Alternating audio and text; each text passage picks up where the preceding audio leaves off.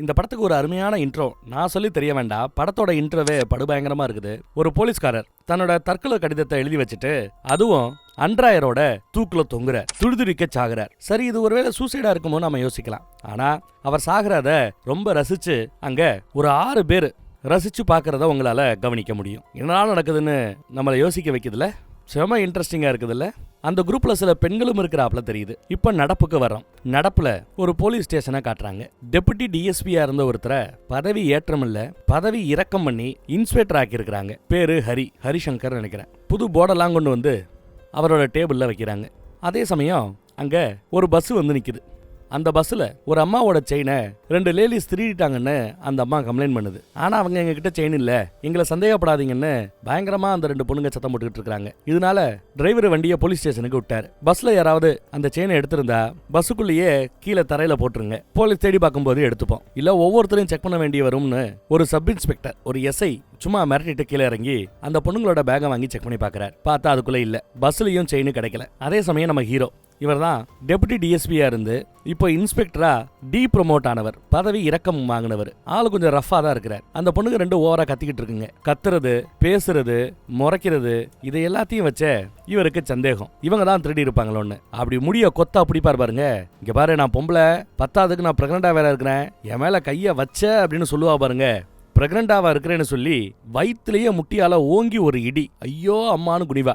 வாங்கின அடியை பார்த்து பக்கத்துல இருந்த பொம்பளை, சார் நாங்க தான் சார் திருடணும், இந்தாங்க சார் செயினை கொடுத்துட்றாங்க, ஒத்துக்கிறாங்க. ஆளை பார்த்தாலே அவங்க திருடுனேன்றதெல்லாம் சொல்ல முடியலன்னா என்னையா போலீஸ்காரங்க நீங்கன்னு சத்தம் போட்டு வந்து உட்கார்றாரு. அடுத்து நம்ம ஹீரோவோட மேலதிகாரி டிஎஸ்பி, நம்ம ஹீரோவோட ஃப்ரெண்டும் கூட. அவருக்கு போனை போட்டு, சார் சஸ்பென்ஷன் முடிஞ்சு ப்ரமோட் ஆகி இன்ஸ்பெக்டரா இப்ப வந்து சேர்ந்த இன்னைக்கே பிரச்சனை தான் சார். ஒரு பொண்ணை வயிற்றுலயே எட்டி மிதிச்சாரு, கேஸ் போட வேண்டாம், மெடிக்கல் டெஸ்ட்டுக்கு ஹாஸ்பிட்டலுக்கெல்லாம் கூட்டு போக வேண்டாம்னு சொல்றாரு. ஹாஸ்பிட்டலுக்கு கூட்டு போய் ஒன்னும் பிரச்சனை இல்ல, நல்லா தான் இருக்கிறாங்கன்னு நம்ம சர்டிபிகேட் வாங்கி வச்சுக்கிறது நல்லது. இல்லைன்னா நாளை பின்ன கரு கலைஞ்சு போச்சு, நீங்க தான் காரணம்னு நம்ம மேல பழிய போட்டான்னா எல்லா பேருக்கும் வேலை போயிடும். ஆனா அவரு அதையெல்லாம் பெருசா எடுத்துக்காம ஃப்ரீயா விடுங்க, வயசான காலத்துல அந்த அம்மாவை செயினை தொலைச்ச அந்த அம்மாவை ஹாஸ்பிட்டலு, அந்த பக்கம் கோர்ட்டு, அப்படி இப்படின்னு அலைய விட வேண்டாம்னு சொல்றாரு சார் அப்படின்னு சொல்ல, சரி விடு நான் பாத்துக்கிறேன், நான் பேசிக்கிறேங்கிறாரு அந்த ஃப்ரெண்டு. அந்த டிஎஸ்பி கால் பண்ணா நம்ம பையன் போன் எடுக்க மாட்டேங்கிறேன், டிஎஸ்பியோட நம்பர் கால இருந்து. அடுத்து போலீஸ் ஸ்டேஷன்ல இருந்த எல்லா பேரையும் வரிசையா நிப்பாட்டி, என் மேல இடத்துல எவன் வேணாலும் கால் பண்ணு பேசு, ஆனா என்ன பத்தி பேசுனீங்க,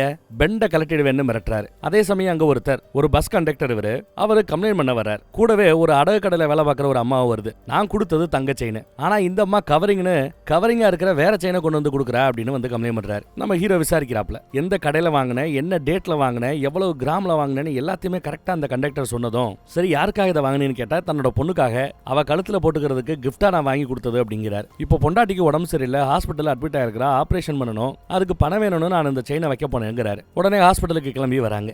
பொண்ணுக்கு தானே செயினை வாங்கி கொடுத்தாரு. அந்த பொண்ணுகிட்டே போய் விசாரிக்கிறார். அந்த பொண்ணு, எங்க அப்பா எனக்கு கிஃப்டா கொடுத்தது தான், தங்கம் தான், அடகு வைக்கணும்னு என்கிட்ட கேட்டாரு, நான் தான் கலட்டி கொடுத்தேன்றாப்ல சமாளிக்குது. பட் அவளோட ஃபேஸ் ரியாக்ஷனை வச்ச போய் சொல்றான்னு புரிஞ்சுக்கிட்டு அவளை வெளியில கூட்டு வந்து விசாரிக்கிறார். அப்படி விசாரிக்கும் போது தனக்கு ஒரு பையன் கூட ரிலேஷன்ஷிப் இருந்ததாகவும், அவனை நம்பி தான் மோசம் போயிட்டதாகவும், தனக்கு ட்ரக் ஏதோ கலந்து கொடுத்து தன்னை மோசம் பண்ணிட்டதாகவும், திருப்பி நான் முழிச்சு பார்க்கும்போது என் கழுத்துல அந்த தங்க செயினி இல்லைன்னதும், இதையெல்லாம் சொன்னா வீட்டுல மான மரியாதை போயிடும், பெரிய பிரச்சனை ஆயிடும்னு சொல்லி அந்த உண்மையை மறைச்சிட்டதாகவும், பதிலுக்கு போலியா வேற ஒரு செயினை ரெடி பண்ணி நான் அவ்வளவு நாளா போட்டுக்கிட்டு இருந்தாவும் சொல்றா. சரி நாளைக்கு அப்பா கூட நீ போலீஸ் ஸ்டேஷனுக்கு வந்துரு அப்படின்னு சொல்லிட்டார். கொஞ்சம் மிரட்டி பேசும்போது தான் அந்த பொண்ணு உண்மையை சொல்லுச்சு. அப்புறம் அந்த டூப்ளிகேட் செயினை போட்டோ எடுத்து இதே மாடல்ல இங்க பக்கத்துல இருக்கிற ஒரு ஏரியாவே பாத்தீங்கன்னா இந்த அடகு கடை வியாபாரம் ஜோரா நடக்கும். 100 கடைகளுக்கு மேல இருக்குது. எல்லா கடைகள்லயும் இந்த போட்டோ காமிச்சு அது எவ்வளவு கிராம்னு தெரியும் இல்லையா, சோ எவ்வளவு கிராமுங்கிற உட்பட எல்லாத்தையும் போட்டு இதை செக் பண்ணி சொல்லணும்.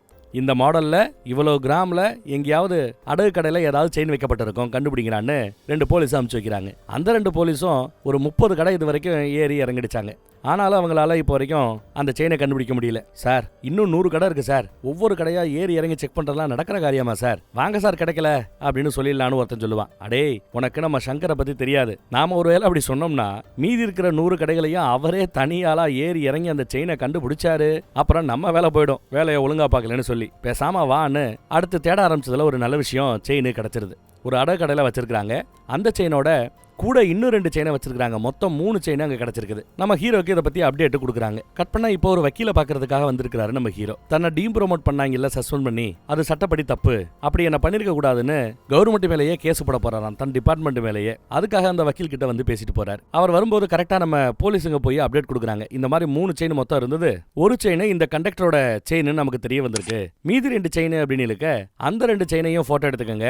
அந்த 2 செயின் ஏதாவது ஒரு நகைக்கடையில தான் வாங்கப்பட்டிருக்குங்க, பக்கத்துல இருக்கிற ஏதோ ஒரு கடையில. சோ எல்லா நகைக்கடைக்கும் போய் அந்த செயினை காட்டி அது யாருக்கு பில்லா இருந்தது, யார் அதை வாங்கிட்டு போனது, அவங்க பேன் கார்டு, அவங்க மொபைல் நம்பர் எல்லாமே கொடுத்துருப்பாங்கல்ல, பில்லுல இருக்கும்ல, அதை கண்டுபிடிச்சு அவங்க வீட்டு அட்ரஸ், அவங்க போன் நம்பர் எல்லாத்தையும் கொடுக்க சொல்லி கேட்பாரு. சரின்னு இவங்களுக்கு அடுத்த அசைன்மெண்ட், சரிங்க சார் அப்படின்னு சொல்லிட்டு அவங்க அதை பத்தி கிளம்புறாங்க. அப்படி விசாரிக்கும் போது அந்த 3 செயின்ல 2வது செயின் ஒரு போலீஸ்காரரோடது அப்படின்னு தெரிய வருது. தான் பொண்ணுக்காக அவர் வாங்கினது. யாரு? இந்த படத்தோட ஸ்டார்டிங் சீன்ல அன்றாயரோட ஒருத்தவர் தூக்குல தொங்குனார்ல, அவரு தான் பொண்ணுக்காக வாங்கி கொடுத்த செயின் அது. சூசைட் பண்ற ரேஞ்சுக்கு என் புருஷன் இல்ல சார், ஆனாலும் சூசைடு தான் சொல்லி கேஸ முடிச்சு விட்டாங்கன்னு பொண்டாட்டி வருத்தப்பட்டு சொல்லிக்கிட்டு இருக்கா. அங்கேயும் வயசுக்கு வந்த ஒரு பொண்ணு இருக்கிறா. எல்லாம் 18 வயசுக்கு கீழே இருக்கிற டீனேஜ் பொண்ணுங்க, சின்ன பொண்ணுங்க.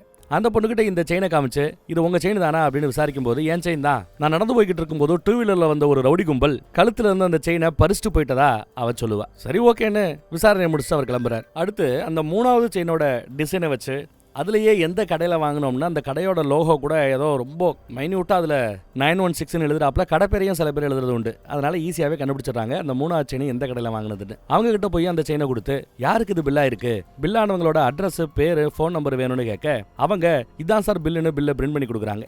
அதை பார்த்ததும் அந்த 2 போலீஸுக்குமே ஷாக். அடுத்த நொடி அவங்க உயரதிகாரி நம்ம ஹீரோவோட நண்பருக்கு போனை போட்டு இந்த மாதிரி சார் அப்படின்னு மேட்டர் எடுத்து சொல்றாங்க. அந்த பில்லு யாரோடது, அட்ரஸ் யாரோடதுன்னு எல்லாத்தையும் எடுத்து சொன்னதும் அவரு அரண்டு போறார். இந்த மேட்டர் அவங்கிட்ட எதுவும் சொல்ல வேண்டாம், அவர்கிட்ட மறைச்சிருங்கிறாரு டிஎஸ்பி. அடுத்து போலீஸ் ஸ்டேஷன் பக்கம் வரும்போது அங்க நம்ம கண்டக்டர் வந்து நிக்கிறார். என் பொண்ணுகிட்ட நீங்க என்ன விசாரிச்சுட்டு போனீங்கன்னு தெரியாது, என் பொண்ணு ஒரு மாதிரி அப்படியே பயந்து போய் இருக்கிறா, அவன் நடவடிக்கையே எனக்கு பயமுறுத்துறாப்புல இருக்குது, என்ன சார் பேசிக்கிட்டீங்க அப்படின்னு விசாரிக்க, உன் பொண்ணு ஒரு பையன் கூட ரிலேஷன்ஷிப்ல இருந்திருக்கிறா, அவன் அவளை மோசம் பண்ணிட்டு செயினையும் புடிங்கிட்டு போயிட்டான், 18 வயசுக்கு கம்மியா இருக்கிற உன் பொண்ணு, அவளுக்கே அப்படி நடந்திருக்கு, அதான் கேஸ் கொடுக்கறதுக்கு உங்களை வர சொன்னேன், நாளைக்கு வந்து கேஸ் கொடுங்கன்னு சொல்ல, ஐயோ அப்படியெல்லாம் நடக்க வாய்ப்பே இல்லை, என் பொண்ணு அப்படி பண்றவ கிடையாது, நான் அப்படி ஒண்ணு என் பொண்ணை வளர்க்கல, அதெல்லாம் கேஸுக்கு எல்லாம் கொடுக்க முடியாது, எங்க மான மரியாதை என்ன ஆகுது அப்படி இப்படின்னு ஆடுறாப்ல. இங்க பாரு, 18 வயசுக்கு மேல இருந்தாதான் பெத்தவங்களோட இல்ல சம்பந்தப்பட்டவங்களோட பர்மிஷன் வேணும் கேஸ் போடுறதுக்கு. 18 வயசுக்கு கீழே இருக்கிற பெண் பிள்ளைகளுக்கு இந்த மாதிரி ஏதாவது நடந்தா போக்சோ அப்படிங்கிற அந்த சட்டம் பாயும். அதுக்கு இன்னார் தான் கம்ப்ளைண்ட் கொடுக்கணும் அவசியமே இல்லை, போலீஸே தானாவே வந்து எஃப்ஐஆர் ஃபைல் பண்ண முடியும். அப்படி நான் கேஸை ஃபைல் பண்ணிப்பேன் அப்படின்னு பேசிட்டு இருக்கும்போதே கால் வருங்க. டிஎஸ்பி ஹாஸ்பிட்டல இருந்து, டிஎஸ்பியோட ஆஃபீஸ்ல இருந்து வாங்கன்னு கூப்பிட்டு விட்டுருக்காங்க. சரி நான் ஆஃபீஸ் கிளம்பணும்னு கிளம்பி வரார். டிஎஸ்பி ஆஃபீஸுக்கு வந்தா ஏதோ ட்ரைனிங் ஒன்று பெங்களூர்ல அட்டன் பண்ணணுமா, 1 மாசம் ட்ரைனிங்கா, இந்தா போய் ட்ரைனிங் எடுத்துக்கோன்னு அதற்கான ஆர்டரை கொடுக்குறாரு. இவருக்கோ ஷாக், இப்பதான் டியூட்டில ஜாயின் பண்ணோம், அதுக்குள்ள 1 மாசம் ட்ரைனிங்னு பெங்களூருக்கு அனுப்புறாங்களேன்னு செம காண்டாகுது அவருக்கு. வெளியில வந்தா இவருக்கு வேலை பார்க்க வேண்டிய அந்த பிசி போலீஸ்காரர் அவரு மேல இருந்து இறங்கி வரதை பார்த்ததுமே அந்த 3வது செயின் அது யாரோடது, பேர் என்ன, நம்பர் என்ன, அட்ரஸ் என்ன, இது தனக்கு தெரியக்கூடாதுன்னு நீங்க மறைக்க பாக்குறீங்கல்ல, எனக்கு பெங்களூர்ல போய் ட்ரைனிங் எடுக்க சொல்லி உத்தரவு போடுறீங்கல்ல, மெடிக்கல் லீவ் போடுறேன், மெடிக்கல் லீவ் போட்டு இந்த கேஸை நான் என்ன ஏதுன்னு நோண்டாம விட மாட்டேன்னு சொல்லி விருட்டுன்னு கிளம்புறாரு நம்ம ஹீரோ. வீட்டுக்கு வரும்போதே ஒரு மாதிரியா தான் வரான். நம்ம ஹீரோவோட 2வது குழந்தை அங்கே விளையாண்டுட்டு இருக்கோம். அதுக்குள்ள டிஎஸ்பி போனை போட்டு உன் புருஷன் வர்றான், மேட்டர் எல்லாத்தையும் சொல்லியிருப்பார் போல. ஒரு மாதிரி பதட்டமாவே இருக்கிறாங்க பொண்டாட்டி. வந்தவன் இந்த மாதிரி நான் மெடிக்கல் லீவ் போட போறேன், என்ன பெங்களூருக்கு ட்ரைனிங் எடுக்க சொல்லின்னு அனுப்பிச்சு வைக்கிறாங்க, டீனேஜ் பொண்ணுங்க சம்பந்தப்பட்ட கேஸ், இதுல இருந்து என்ன தூக்க பாக்குறாங்க, மெடிக்கல் லீவ் போட்டாவது இதை பத்தி நான் விசாரிக்காம விட மாட்டேன்னு கட்டன் டேட்டா சொல்லிடுறாரு நம்ம ஹீரோ. ஆனா அடுத்த துக்க செய்தி, நம்ம ஹீரோக்கு வந்ததும் பதறி அடிச்சுக்கிட்டு அவர் கார் எடுத்துட்டு வேகமா வர்றாரு அந்த கண்டக்டர் வீட்டுக்கு. என்ன இருக்குன்னா, கண்டக்டரோட பொண்ணு பாவம் இறந்து போயிட்டா, சூசைட் பண்ணிக்கிட்டா போல தெரியுது. நம்ம டிஎஸ்பி தான் அங்க இருக்கிற லோக்கல் கட்சிக்காரங்க பொதுமக்கள் எல்லா பேரையுமே கொஞ்சம் அமைதிப்படுத்திக்கிட்டு இருக்காரு. பொண்ணோட அப்பாவோ இதுக்கு காரணம் நம்ம ஹீரோ தான், தான் பொண்ணோட சாவுக்கு காரணம் ஹீரோ தான், அவன் கம்ப்ளைண்ட் கொடுக்க சொன்னால அதனாலதான் காரணங்கிறாப்ல சொல்லி அவர் அங்க ஆர்ப்பாட்டம் பண்ணிட்டு இருக்கிறார். நம்ம ஹீரோ அங்க பார்க்க வர அவரோட சட்டையை பிடிச்சி ஏண்டா என் பொண்ணை கொன்னுன்றாப்ல பேசுறாரு. சுத்தி இருக்கிற கூட்டமெல்லாம் ஒரு மாதிரி ஆர்ப்பரிக்குது. அவர் பிடியில இருந்து ரிலீஸ் ஆகி உள்ள அப்படி கதவை திறந்து பாடியை பார்க்கலான்னு பார்த்தா பாடி இன்னும் இறக்கல, தூக்குல தொங்கிக்கிட்டு இருக்கிறா. அதை பார்த்ததும் அடுத்த செகண்ட் அப்படியே பேனிக் ஆகுது நம்ம ஹீரோவுக்கு. பேனிக் அட்டாக்னு சொல்லுவோம்ல, அந்த மாதிரி ஒரு பேனிக் அட்டாக்கு ஆகுறான். வேர்த்து ஊத்துது, மூச்சு விட முடியல, அப்படியே ஒரு மாதிரி பேந்த முழிச்சுக்கிட்டு வெளியில வந்து நிப்பார். அதை நம்ம டிஎஸ்பி பார்த்ததுமே அவருக்கு என்ன நடக்குதுங்கிறத டிஎஸ்பி புரிஞ்சுக்கிறார். விட்டா பொதுமக்கள் அடிச்சே கொண்டுடுவாங்கன்னு பயந்து சுத்தி போலீஸ் பாதுகாப்போட அந்த இடத்துல இருந்து நம்ம ஹீரோவை மீட்டு கார்ல கொண்டு வந்து அப்படியே சேர்த்துறாரு. ஒழுங்கா வீடு போய் சேருன்னு. வீட்டுக்கு வரும்போதே ஒரு மாதிரி படபடப்போட வருவான். தண்ணி கொடுத்துப்பா. டம்ளர் தண்ணி குடிச்சாலும் அவனுக்கு ஆகல. மொத்தமா எடுத்து லபக்கு லபக்கு லபக்கு குடிக்கிறான். தான் மூத்த பொண்ணு எங்கன்னு விசாரிக்கிறான். மேல தூங்குறா அப்படிங்கிறாங்க பொண்டாட்டி. நான் உடனே பார்த்தாகணும்னு சொல்லிட்டு விருட்டுன்னு மேல தேடி போறான் மூத்த பொண்ணை தேடி. பார்த்தா இளைய பொண்ணு தான் தூங்கிட்டு இருக்கா. மூத்த பொண்ணை காணோம். தூங்கிட்டு இருந்தா சொன்ன மூத்த பொண்ணை காணோம். எங்கடி என் பொண்ணு, என் பொண்ணுக்கு என்னாச்சு, என் பொண்ணுக்கு என்னாச்சுன்னு பொண்டாட்டியை போட்டு அடிக்கிறாரு, கழுத்தை பிடிச்சி நெரிக்கிறாரு. பதிலுக்கு அந்த அம்மா, போது நிறுத்தியா, நம்ம பொண்ணு பாத்துக்கிட்டு இருக்கிறாய, மூத்த பொண்ணை கொன்னதே நீதான், அவ சாவுக்கு நீதான் காரணம், மறந்துட்டியா அப்படின்னு சொன்னதும் தான் இவருக்கு என்ன நடந்துங்கிறது ஞாபகம் வருது. அப்படியே கேர் ஆகுது. இவரோட மூத்த பொண்ணும் தூக்கு போட்டு தான் இறந்து போயிருப்பா. அதனாலதான் இந்த பேனிக் அட்டாக் வந்திருக்கு.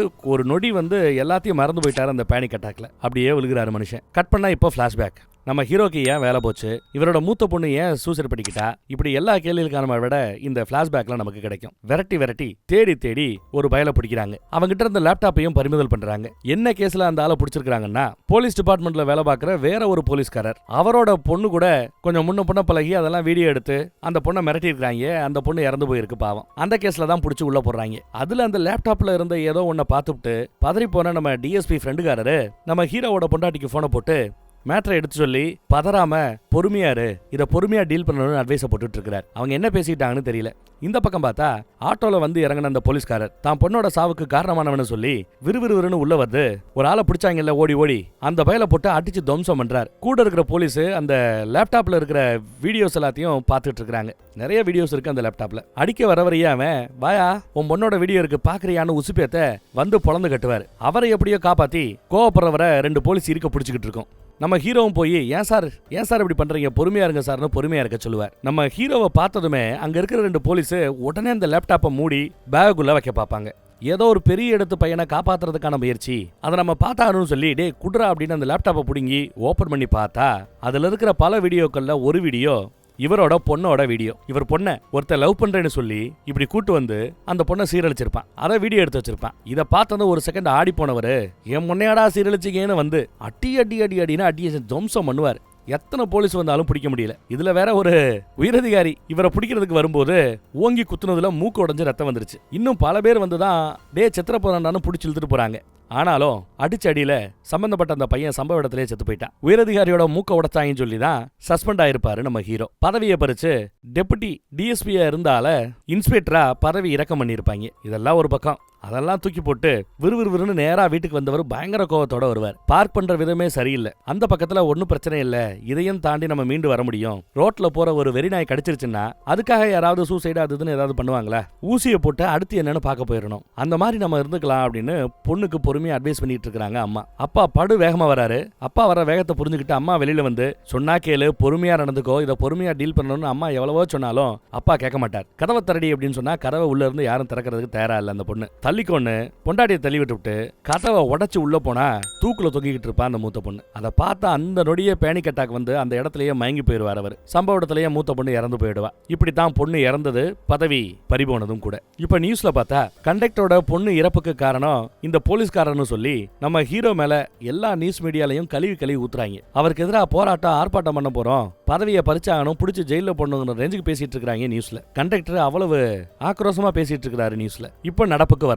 ஒரு செகண்ட் தான் மூத்த பொண்ணு எங்கேன்னு கேட்டுட்டு அவர் உள்ள போய் சுத்தி முத்தி வந்தார்ல, அது ஒரு ஷார்ட் டேர்ம் மெமரி லாஸ். தான் போட்டு நான் தன்னோட மூத்த பொண்ணு மாதிரியே இங்க வேற ஒரு பொண்ணு தூக்குல தொங்குனதை பார்த்துட்டு அந்த நொடி ஏதோ பேனிக் அட்டாக் ஆயிருக்கு, அவ்வளவுதானே ஒழிய அதுக்காக இவரை ஒரு சைக்கோன்னோ இல்ல இந்த மாதிரி ஒரு மெடிக்கல் கண்டிஷன்ல இருக்கிற ஆள வேலைக்கு வச்சுக்கணும்னோ நீங்க பயப்பட வேண்டிய அவசியம் இல்ல. இது யதார்த்தமான ஒரு இதுதான். இந்த மாதிரி மெமரி லாஸ் மறுபடியும் ஏற்பட வாய்ப்பு இல்ல. நல்லா தான் ஃபிட்டா தான் இருக்கிறாரு, நான் ஃபிட்னஸ் சர்டிபிகேட் கொடுக்குறேன், வேலையில வச்சுக்கங்கிறாப்ல டாக்டர் அம்மா ரொம்ப கான்ஃபிடண்டா அவருக்காக சர்டிபிகேட் கொடுக்குறாங்க. கட் பண்ணா இப்போ நேற்று ராத்திரி நடந்ததை வச்சு பொண்டாட்டி டிஎஸ்பியோட ஒய்ஃபு கூட, ஏன்னா எல்லாம் ஃப்ரெண்ட்ஸுக்கு தானே, அவங்க கூட பேசிட்டு இருக்காங்க. இந்த மாதிரி நான் விவாகரத்து பண்ண போறேன், அவனை இறந்து போன பொண்ணுக்காகவோ இல்ல கொஞ்சம் கொஞ்சமா நடமன மாதிரி தெரியுற என் புருஷனுக்காகவோ பார்த்தா நல்லா இருக்கிற என்னோட 2வது பொண்ணோட வாழ்க்கை கெட்டு போயிடும், அதனால விவாகரத்து பண்ண போறோம்னு பேசிட்டு இருக்காங்க. டிஎஸ்பி நம்ம ஹீரோவை கூப்பிட்டு கொஞ்சம் பேசிப்பாரு, சமாளிச்சுப்பாருன்னு உள்ள அனுப்பிச்சுடுவார். ஆனாலும் விவாகரத்து தான் ரொம்ப கட்டன் டேட்டா சொல்லிட்டாங்க. ஒரு காலத்துல தான் மூத்த பொண்ணு கூட தான் குடும்பத்தோட எவ்வளவு சந்தோஷமா ஒரு அழகான குடும்பமா வாழ்ந்துட்டு இருந்தாங்க. அதையெல்லாம் நினைச்சு பார்த்து வருத்தப்பட்டுக்கிட்டு இருக்கிறார். கட் பண்ணா இப்போ ஒரு மேட்டரை நீங்க யோசிச்சிருக்கணும். நம்ம ஹீரோ அடிச்சு ஒருத்தவன் இறந்தே போயிட்டான் இல்லையா? அப்போ நம்ம ஹீரோவை பிடிச்சி ஜெயில போட்டு இருக்கணும். ஆனா ஜஸ்ட் சஸ்பெண்ட் மட்டும் தான் பண்ணாங்க, அதுவும் உயரதிகாரியோட மூக்க உடைச்சதுக்காகத்தான்ட்டு. அப்ப அந்த இறப்பை யாரு ஏத்துக்கிட்டா அப்படின்னு பார்த்தா ஒரு போலீஸ்காரர் தான் பொண்ணை சீரழிச்சதா அங்க வந்து நின்னார்ல, அவர் அந்த பழிய தான் மேல போட்டுக்கிட்டு ஜெயிலுக்கு போயிட்டு இப்பதான் பெயில்ல வெளியில வந்திருக்காரு, ஜாமீன் வாங்கி வெளியில வந்திருக்காரு. வீட்டுல தோட்ட வேலையெல்லாம் பாத்துக்கிட்டு இருந்திருப்பாரு. அப்ப நம்ம ஹீரோ வரதும் வாங்க வாங்க அப்படின்னு கை கொடுத்து வரவேற்கிறாரு. நான் பண்ண கொலையை ஏன் நீங்க ஏத்துக்கிட்டீங்கன்னு நம்ம ஹீரோ கேட்க, அட விடுங்க சார், நீங்க தான் இந்த மாதிரி பண்ணீங்கன்னு தெரிஞ்சா டியூட்டில இருந்து அத்தனை பேரோட வேலை போயிடும், உங்க வாழ்க்கையும் பாதிக்கப்படும். எனக்கு இழப்பதற்கு என்ன இருக்கிறது, ரிட்டையர் ஆயிட்டேன், பொண்ணை இழந்துட்டேன், நீங்க கொலைனா கூட அன்னைக்கு அந்த வேலை நானே அடிச்சு கொண்டிருப்பேன்னு பேசி முடிக்கல. அதுக்குள்ள அவரோட பொண்டாட்டி அந்த பக்கம் வந்துடுறாங்க, பேசினதை கேட்டுறாங்க. அப்புறம் வந்து சாப்பிட்டு விட்டு கிளம்பிட்டாரு நம்ம ஹீரோ. அடுத்து பார்த்தா, ஏன்டா அவரை பார்க்க போனேன், தேவையில்லாம இந்த சேட்டை பண்ணாத, இனிமே அவரை பார்க்கலாம் போவேண்டா, ஏதோ அவரு நல்ல மனுஷன் பழியை ஏத்துக்கிட்டு கோர்ட்டுக்கும் ஜெயிலுக்கும் அலைஞ்சிட்டு இருக்கிறாரு. அவர் மட்டும் அந்த பழியை ஏத்துக்கலன்னா நாம எல்லாருமே வேலையை இழந்துட்டு இருந்திருப்போம். நாங்க ஒன்னும் கம்பல் பண்ணி அவரை இந்த இதை ஏத்துக்க சொல்லல, அவரா முன் வந்து தான் ஏத்துக்கிட்டாரு, எங்களை சந்தேகப்பட்டு அவர்கிட்ட விசாரிக்க போனியாக்கும் அப்படின்னு பேசிட்டு இருக்காரு ஃப்ரெண்டுக்கார டிஎஸ்பி. அதே சமயம் ஒரு வண்டி, ஒரு கருப்பு வண்டி படு வேகமா வந்துகிட்டு இருக்குது. அதுல இருந்து ஒரு 5 பேர் இறங்குறாங்க, 2 பொண்ணுங்க 3 பசங்க இறங்குறாங்க. ஆட்கள் ஒவ்வொருவரும் ஒவ்வொரு டைப்ல இருக்குது. கதவை தட்டுறாங்க. யார் வீட்டை? அந்த போலீஸ்காரர் வீட்டை தான். திறந்து பார்த்தா, உங்க பொண்ணு இறந்தப்பே நாங்க வந்து பார்த்துருந்துருக்கணும், அந்த டைம்ல நாங்க வெளியில இருந்தோம், எல்லாரும் சேர்ந்து வந்து பார்க்கலாமேன்னு தான் இவ்வளவு நாளா காத்திருந்தோம், இப்பதான் வந்து பார்க்க முடிஞ்சுன்னு வந்து நிக்கிறாங்க. உங்க பொண்ணு கூட ஸ்கூல்ல 12th ஸ்டாண்டர்ட் ஒன்னா படிச்சவன் அப்படின்னு சொல்லிட்டு தான் உள்ள அறிமுகமாயிட்டு உள்ள வராங்க. எல்லாரையும் உட்கார வச்சு அவங்களுக்கு ஏதாவது சாப்பிட கொடுக்கலாம் அப்படின்னு அவர் சொல்லியிருப்பாரு. பொண்டாட்டி உடனே உள்ள போய் எல்லாருக்காகவும் ஜூஸ் போடலாமேன்னு லெமனை கட் பண்ண ஆரம்பிக்க, அந்த 2 பொண்ணுங்க நாங்க ஹெல்ப் பண்றோன்னு உள்ள வராங்க. லெமனை கட் பண்ணி கிளாஸ் எடுத்து கொடுத்து கிச்சன்ல வேலை பார்த்துட்டு இருக்காங்க. இந்த பக்கம் ஜூஸ் எல்லாம் வந்ததும் அந்த 2 பொண்ணுங்க அப்படியே ரொம்ப தன்மையா வந்த எல்லாருக்கும் அவங்களே ஜூஸ் எல்லாம் கொடுத்து குடிக்க சொல்றாங்க. ஒவ்வொருத்தரோட பேர் என்னன்னு அவர் கேட்கிறாரு போலீஸ்காரர். எல்லா பேரும் பேர சொல்லுவாங்க. எந்த பேருமே அவருக்கு சின்ன வயசுல கேட்ட பேர் மாதிரி தெரியல. 12th ஒன்னா படிச்சதா சொன்னாரு. அந்த பசங்க சொன்னாங்க இல்லையா, 12th டீச்சர் பேர் என்னன்னு கேட்டா அவங்க ஏதோ மகேஸ்வரி அப்படி இப்படின்னு சொல்லி சமாளிக்கிறாங்க. டீச்சர் பேரையும் தப்பா சொல்றாங்க. அங்க ஒரு குரூப் போட்டோ இருக்கும். 12th ஸ்டாண்டர்ட்ல தான் பொண்ணு கூட படிச்சவங்க எல்லாரும் குரூப்பா எடுக்கிற போட்டோ. இந்த போட்டோல உங்க மூஞ்சி எதுவுமே இல்ல. டே, நான் போலீஸ்காரன்டா, யாரா நீங்கன்னு கேட்டதும் அவங்க அத்தனை பேரோட ரியாக்ஷனும் ஒரு மாதிரி மாறுது பாருங்க.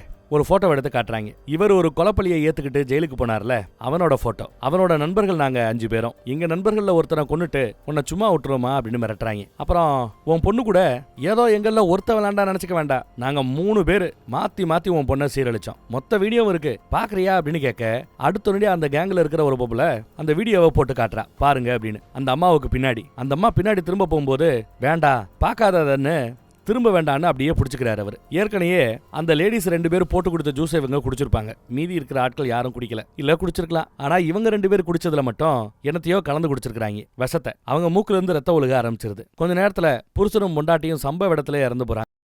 இறந்து போனவன் இந்த 2 லேடிஸ் இருக்கிறாங்கல்ல, ஒருத்தி கழுத்துல டாட்டு போட்டிருப்பா, அவளோட லவ்வர் போல. தான் லவ்வரோட சாவுக்கு பழி வாங்கணும்னு இதெல்லாம் பண்ணி சொல்லிட்டு இருக்கா, சுத்தி இருக்கிற ஆட்களை வச்சு.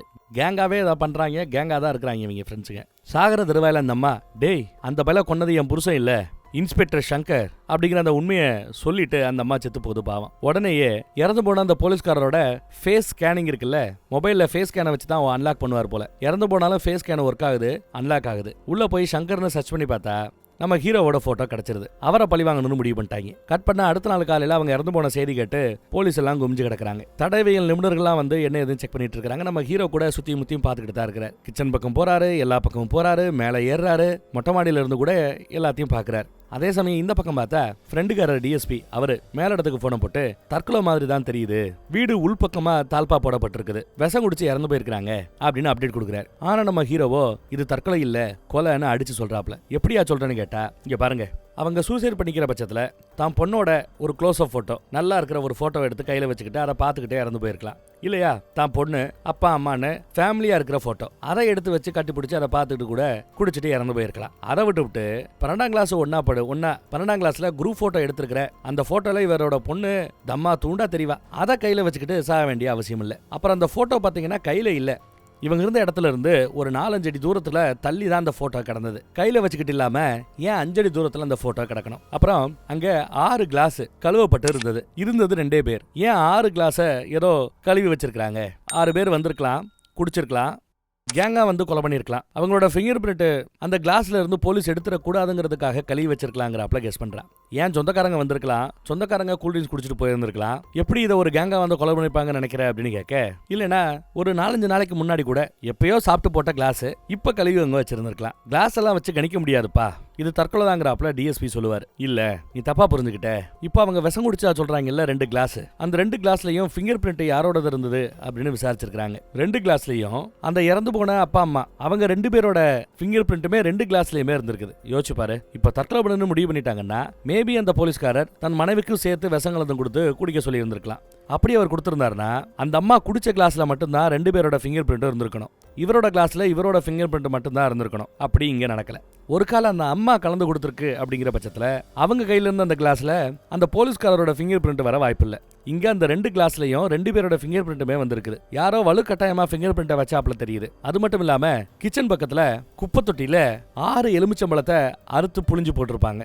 2 பேர் சாப்பிட்றதுக்காக 6 எலுமிச்சம்பழத்தை அறுக்க வேண்டிய அவசியமே கிடையாதுங்க. ஸோ கண்டிப்பா குரூப்பா தான் வந்திருக்கணுங்கிறது இவரோட கணிப்பு. அப்புறம் வீடு உள்பக்கமா பூட்டி இருக்குல்ல, அதை பத்தி என்ன நினைக்கிறேன்னு இந்த ஆள் கேட்கும்போது வந்தவங்கள்ல எல்லாரும் வெளியில போயிருக்கணும். ஒருத்த மட்டும் உள்ள தாழ்பால் போட்டுட்டு மாடியில ஏறி மாடி கதவை திறந்து ஓட்டு மேல ஏறி அப்புறம் எகிரி குதிச்சு வெளியில வந்திருக்கணும். அப்படி அவங்க கதவை திறக்கும் போது வெளியில மொட்டை மாடியில இலை உதிர்ந்து கிடக்கும்ல, நைட்டு யாரோ அந்த மேல் கதவை திறந்திருக்கணும். வெளியில அடிச்ச காத்துல வெளியில இருந்த இலைகள் உள்ள வந்திருக்கணும். அப்புறம் அவங்க கதவை சாத்தி இருக்கணும். அப்புறம் மேல எகிரி குதிச்சு வெளிப்பக்கம் வந்திருக்கணும். இலைகள் உள்ள வந்து கிடக்கிறத வச்சு இவர் சொல்றாரு இதெல்லாம் வாய்ப்பு இருக்குதுங்கிறாப்ல.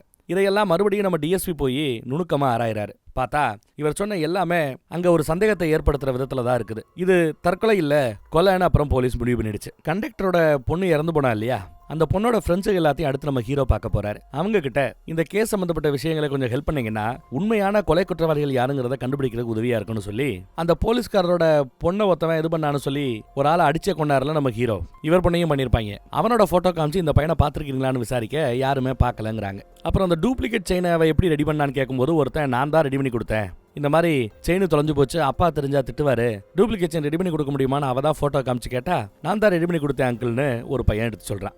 ரைட். அடுத்து 3 செயின் கிடைச்சதுல 2வது செயின் யாரோ பறிச்சுட்டு போயிட்டாங்கன்னு ஒரு பொண்ணு சொல்லியிருப்பாள்ல, அம்மா இருந்ததுனால தான் அந்த மாதிரி போய் சொல்லியிருப்பா. அம்மா இல்லாதப்போ காலேஜ்லேயே பார்த்து அந்த பொண்ணுகிட்ட கொஞ்சம் உண்மையை சொல்லுமான்னு விசாரிக்கிறார். அந்த பொண்ணும் ஆமா சார், ஒரு பையனை நம்பினேன், லவ் பண்ணேன், அவன் என்னத்தையோ கலந்து கொடுத்து என்ன மோசம் பண்ணிட்டா, திருப்பி நான் நினைவு தெரிஞ்சு எந்திரிச்சு பார்க்கும்போது என் கழுத்துல அந்த செயின் இல்ல, அம்மா கிட்டையும் மித்தவங்கிட்டையும் சொன்னா இது பிரச்சனை பெருசாயிடும், எனக்கு திட்டுவில்னு பயந்து நான் இதை யாருக்கிட்டையுமே சொல்லல, மறைச்சிட்டேன்னு அந்த பொண்ணு சொல்லுவா. இதை யார்ட்டையும் சொல்லிடாதீங்கன்னு கேட்டுப்பா. சரி இதை பத்தி நான் யார்ட்டையும் சொல்ல மாட்டேமான்னு வாக்கு கொடுக்குறாரு. போகும்போது எத்தனை பேருமானு விசாரிக்கிறார். 3 பேர் சார் அப்படின்னு அந்த குழந்தை சொல்லுது. பாவம், அந்த பசங்க தான் நாசம் பண்ணிருப்பாங்க போல தெரியுது இந்த பொண்ணையும். அடுத்து சரி இந்த 3 செயினையும் அடகு கடையில வச்சிருந்தாங்கல்ல, யாராவது அடகு கடையில வைக்கும் போது அவங்க ஐடி ப்ரூஃப் கொடுத்து தான் அடகு வைக்க முடியும். யாரோட ஐடி ப்ரூஃப்ல அதெல்லாம் இருந்ததுன்னா ஒரு பொண்ணு துணிக்கடையில வேலை பார்க்குற ஒரு பொண்ணு கிட்ட தான் அந்த செயின் எல்லாம் கிடைச்சிருக்கும். அந்த பொண்ணோட ஐடி ப்ரூஃப்ல தான் எல்லாமே வைக்கப்பட்டிருக்குது. செயின் எங்க இருந்து கிடைச்சதுன்னு கேட்கும்போது பயந்துகிட்டு சும்மா கீழே கிடந்ததுன்னு சொல்லி சமாளிப்பா. விசாரிக்க வேண்டிய விதத்துல விசாரிப்பேன், ஒழுங்கா உண்மையை சொல்லிக்கணும் மிரட்டினதும் பயந்துகிட்டு உண்மையை ஒத்துக்கிறா.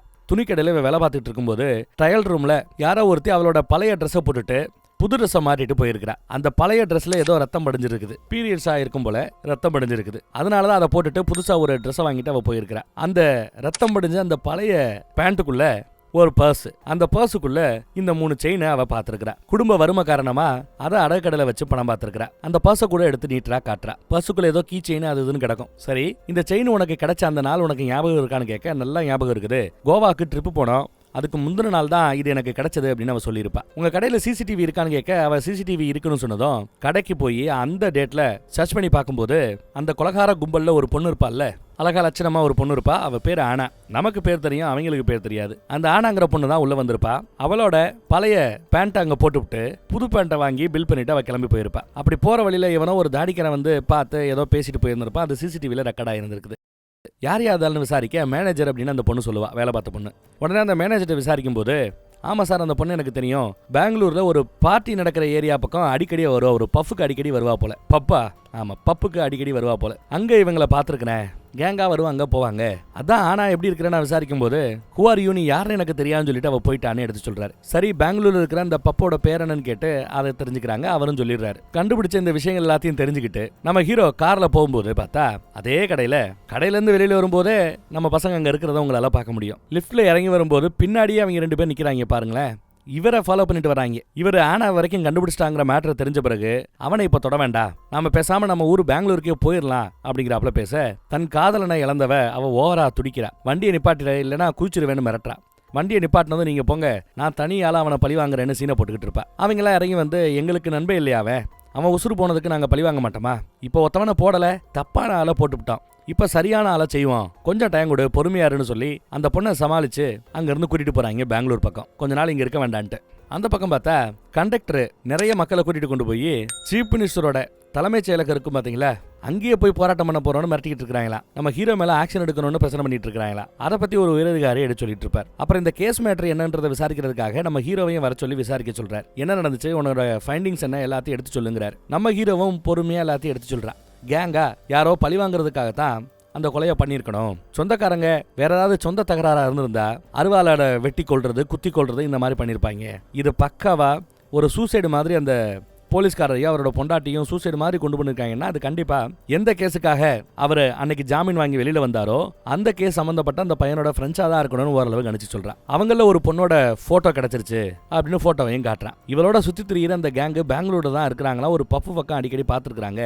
அங்க போனோம்னா அவங்க எல்லாத்தையும் பிடிச்சிடலாங்கிறாப்ல கேட்க, சரி உனக்கு ஒரு வாரம் டைம், அதுக்குள்ள அவங்கள பிடிச்சி இழுத்துட்டு வான்னு ஒரு வாரம் டைம் கொடுத்து அனுப்பிச்சு வைக்கிறார். ஒரு வண்டி நிறைய பெட்ரோலை போட்டு பெங்களூரை நோக்கி நம்ம டீம் புறப்பட்டு போகுது. அதுக்குள்ள அந்த பக்கம் பாருங்க, அந்த கேங்கு இந்த தப்பு மட்டும் இல்ல, பெண்களை இந்த மாதிரி சீரழிச்சு அவங்க கிட்ட இருக்கிற நகையை புடுங்கிறது மட்டும் இல்லாம போதைப் பொருட்களை விற்கிறது, அதுவும் ஸ்கூல் பசங்களுக்கு விற்கிறது, அதுல காசு பாக்குறதுன்னு பல விதமா ஜெகபோக வாழ்க்கை வாழ்ந்துகிட்டு இருக்காங்க. போதையிலேயே கிடப்பாங்க போல எப்பவுமே. அது மட்டும் இல்லாம நம்ம ஹீரோ ஒரு போலீஸ்காரர் படத்தோட ஸ்டார்டிங் சீன்ல தூக்குல தொங்கிருப்பார்ல, அது கூட எனக்கு என்னமோ தற்கொலை மாதிரி தெரியல, கொலையா இருக்க வாய்ப்பு இருக்குது, அந்த கேஸையும் விசாரிக்கணும்னு கேட்டிருப்பார். அவரும் பெங்களூரை சேர்ந்தவர் தான் அந்த போலீஸ்காரர், அந்த இன்ஸ்பெக்டர் சூசைட் பண்ணிக்கிட்டவர். சோ அந்த கேஸ் ஃபைல் எல்லாத்தையும் கேட்டு வாங்கிக்கிறார். இங்க இவங்களோட வேட்டை தொடர்ந்து ஸ்கூல் படிக்கிற பொண்ணுங்களா பார்த்து, அதுவும் அந்த லேடிஸ் இருக்காங்க பாருங்க, கேங்ல இருக்கிற லேடிஸே இந்த மாதிரி பொண்ணுங்களை கொண்டு வந்து அந்த கேங்ல இருக்கிற பசங்களுக்கு பலிகாடா ஆக்குறாங்க. அதை வீடியோ எடுக்கிறாங்க. எவ்வளவு கேவலமா இருக்கிறாங்கன்னு பாருங்க. இருக்கிற எல்லா பக்கம் போய் அவங்க வருவாங்க, சிக்குவாங்கன்னு நம்ம பசங்க காத்துக்கிட்டு இருக்காங்க.